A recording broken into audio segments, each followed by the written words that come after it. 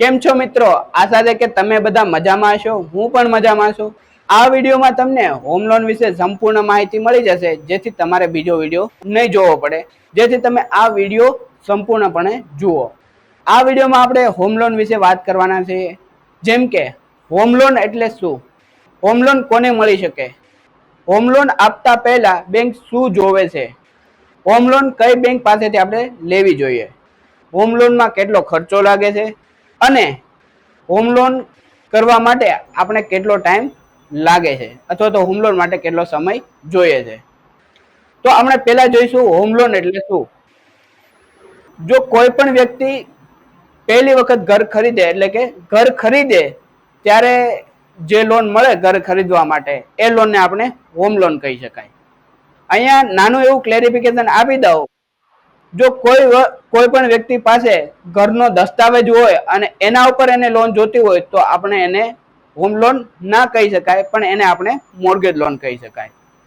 તો કોઈ પણ વ્યક્તિને ઘર ખરીદવા માટે જે લોન મળે તેને આપણે હોમ લોન કહીશું, અને જે વ્યક્તિને ઓલરેડી દસ્તાવેજ થઈ ગયો છે ખરીદનારના નામે અને એના ઉપર એને લોન જોઈએ તો એને આપણે મોર્ગેજ લોન કહીશું. હવે આપણે જોઈશું કે કોને કોને હોમ લોન મળી શકે. કોઈ પણ વ્યક્તિ 21 થી લઈ 60, 65 કે 70 વર્ષનો હોય એ લોકોને હોમ લોન મળી શકે. અલગ અલગ બેંક પ્રમાણે અલગ અલગ એજનો ક્રાઇટેરિયા હોય છે, એટલે અહીંયા 60, 65 અથવા તો 70 પ્રમાણે લોન મળી શકે. હવે આપણે જોઈશું કે બેંક લોન આપતા પહેલા કઈ કઈ બાબત ધ્યાનમાં રાખે.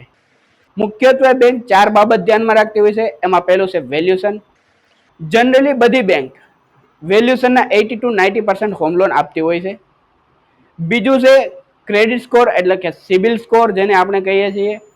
હવે સિબિલ સ્કોર રિપોર્ટ કાઢે છે બેંક અને એના ઉપરથી લોન લેનારની પાસ્ટ હિસ્ટ્રી જોવે છે. જો એની પાસ્ટ હિસ્ટ્રી સારી હશે તો એનો સિબિલ સ્કોર સારો હશે અને આવા લોકોને જલ્દી અને સરળ લોન મળી રહેતી હોય છે. ખાસ ધ્યાનમાં રાખવા જેવી બાબત એ છે કે ઘણી બધી બેંકના rate of interest CIBIL score ઉપર ડિપેન્ડ છે. જેથી સારો સિબિલ સ્કોર હશે તો લોઅર રેટ ઓફ ઇન્ટરેસ્ટ આવશે અને લોઅર રેટ ઓફ ઇન્ટરેસ્ટ આવશે તો આપણને ફાયદાકારક છે. અમુક લોકોને પાસ્ટ હિસ્ટ્રી હોતી નથી લોનને, એટલે કે પાસ્ટમાં કોઈ લોન લીધેલી નથી, તો આવા લોકોનો સિબિલ સ્કોર નીલ હોય અથવા તો આપણે જેને કહી શકીએ -1 સિબિલ સ્કોર, તો આવા લોકોને પણ હોમ લોન મળી જતી હોય છે. અને અમુક બેંક લોઅર સિબિલ સ્કોર વાળા વ્યક્તિઓને પણ લોન આપે છે જેને પાસ્ટમાં ડિફોલ્ટ કરેલું હોય. ત્રીજી બાબત છે સાટાઘાતની અમાઉન્ટ. હવે અમુક બેંક છે જે સાટાઘાતમાં જે મેન્શન કરેલી અમાઉન્ટ હોય એટલી અમાઉન્ટની જ લોન આપે છે. અમુક બેંક સાટાઘાતની અમાઉન્ટ પ્લસ અમુક સર્ટેન પર્સન્ટેજ લોન આપે છે અને અમુક બેંક સાટાઘાતની વેલ્યુશનને કન્સિડર નથી કરતી. હવે ચોથો પોઈન્ટ છે ઇન્કમ એલિજિબિલિટી.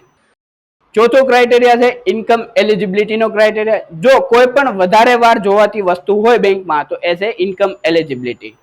ઇન્કમ એલિજિબિલિટીમાં બેંક જોતી હોય કે લોન લેનાર વ્યક્તિ એટલી સક્ષમ છે અથવા તો એમની પાસે એટલી ઇન્કમ છે કે જેથી તે ઘર પણ સરળતાથી ચલાવી શકે અને લોનના ઈએમઆઈ અથવા તો હપ્તા પણ ભરી શકે. તો મુખ્યત્વે આ 4 બાબત છે અથવા તો આ 4 ક્રાઇટેરિયા છે જે બેંક ધ્યાનમાં લેતી હોય હોમ લોન આપતી પહેલા. હવે આપણને સવાલ આવે કે કઈ બેંક પાસેથી આપણે હોમ લોન લેવી જોઈએ.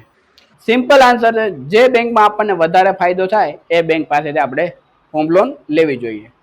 Generally nationalise bank, private bank જેમ કે HDFC, ICICI, yes bank, axis bank અને બિગ કોઓપરેટિવ બેંક, આ બેંક પાસેથી આપણે હોમ લોન લેવી જોઈએ, કારણ કે આ બેંકનો વ્યાજ દર ઓછા હોય છે.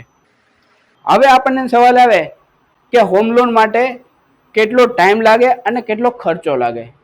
જનરલી હોમ લોન માટે 7 days to એટલે કે 7 દિવસથી 30 દિવસ સુધીનો ટાઈમ લાગતો હોય છે. અને ખર્ચાની વાત કરીએ તો જે હોમ લોન હોય એટલે કે લોન અમાઉન્ટના 1% to 2% જેટલો ખર્ચો લાગતો હોય છે, જેમાં બેંક એક્સપેન્સ એટલે કે બેંકના ચાર્જિસ અને લીગલ ચાર્જિસમાં આપણે કન્સિડર કરીએ તો બેંક સાથે બનાવવામાં આવતા એગ્રીમેન્ટ અને મોર્ગેજનો ખર્ચો સામેલ હોય છે.